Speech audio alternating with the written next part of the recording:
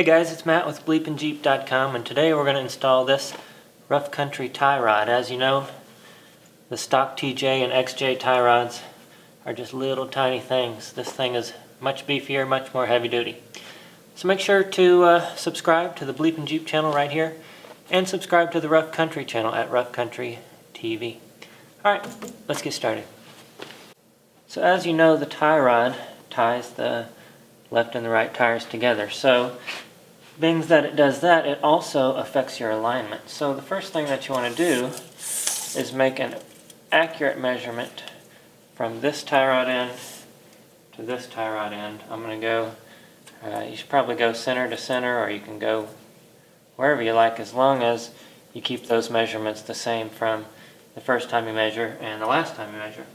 So I'm looking at 42 and 1/32.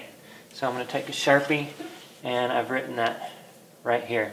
So once we get everything put back together, we'll make sure that that distance is exactly the same. And you might still need an alignment, but doing this will keep your alignment as close as possible. Okay, so the next thing I'll do is loosen up these collars. There's two of them, one on either side, and it just hangs tight onto your tie rods. So we're going to loosen those up.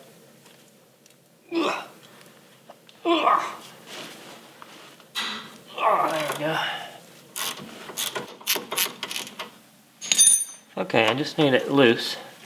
And I've sprayed this with some PB Blaster. Sometimes those get rusted up real good here. Now, as you know, one side is right thread and one side is left thread.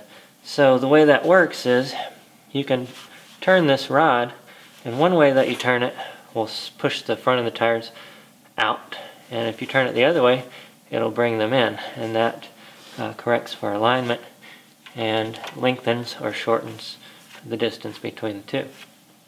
So I guess, that being said, what you could do is take this bar and turn it and separate these without having to take them off. But I think it's going to be a lot easier if I just take one tie rod end off. That way we can turn it on by hand without having to sit here and turn this bar for 30 minutes.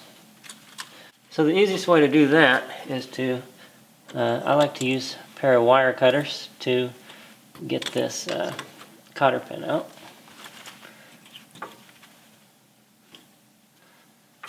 So you just straighten it up and then use them to pry it out.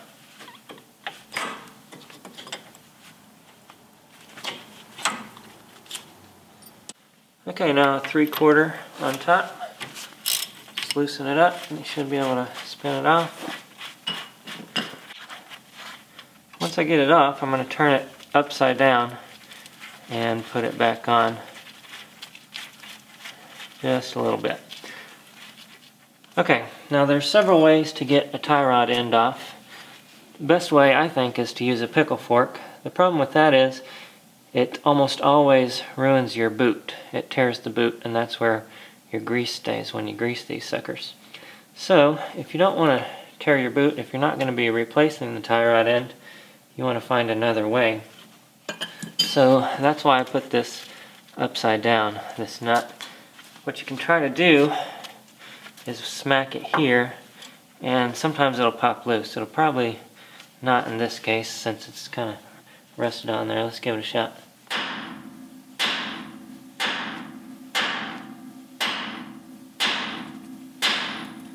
There, actually it did. Now, that got it loose. If it didn't, what you could do is hit it real hard on the top. Now the problem with hitting it on the top is that sometimes you'll booger the threads even with the nut on there. But we got it off. Now I'll be able to take the nut off and it'll come free.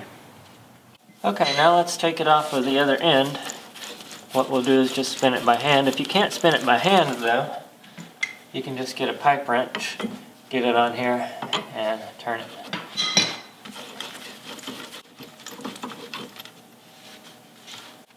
Okay, now that we've got it off, go ahead and put one of these jam nuts on before you forget. One of them, these come with the kit. One of them is going to be correct thread, so right hand thread, and one's left hand thread.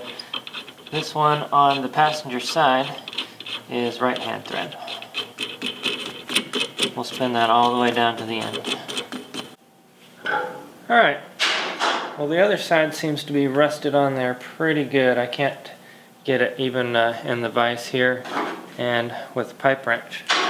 So, if you've watched enough of my videos, you know that heat solves everything.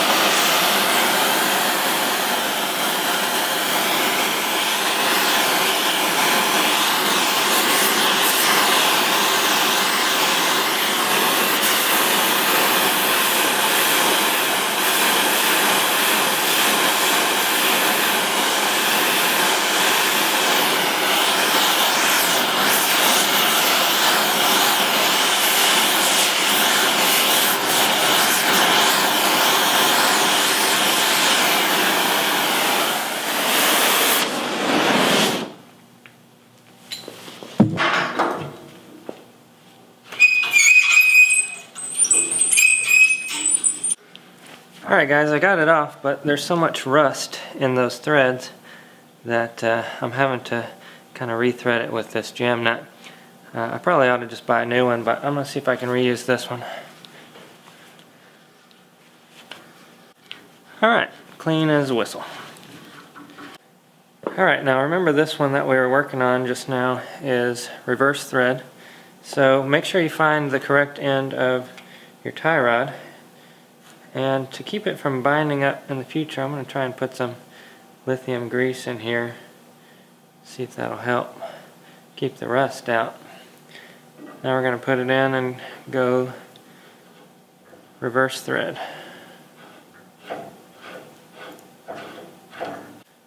Okay, I'm going to leave that loose for now. The other end is still on the Jeep, but I'm going to go ahead and grease this end. And we'll go thread it on to the tie rod that's on the opposite side.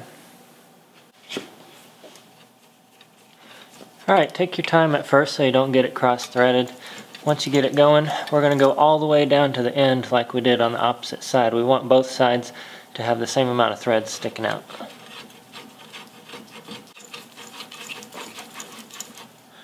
Alright, I'm going to leave that loose and we'll install the other end. Alright, so now install this back where it belongs. So we're going to put that castle nut back on the top. Make sure you know where your hole is there so that you can find it when you go to put the cotter pin in. Now we're going to torque that down to spec. Then take you a new cotter pin and put it through the hole.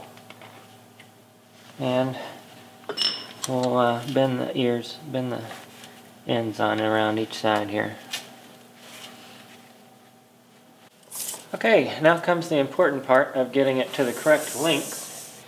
If you'll remember, we had 42 and 1/32, so I need to go just a little bit longer. In that case, I'll just take it and turn it one way or the other. If you can't move it by hand, you've got a nice little flat spot here and here to put a wrench on it. Okay, once you get it perfect, then you take your crescent wrench, make sure this bar doesn't rotate anymore, and you're going to just tighten the jam nuts.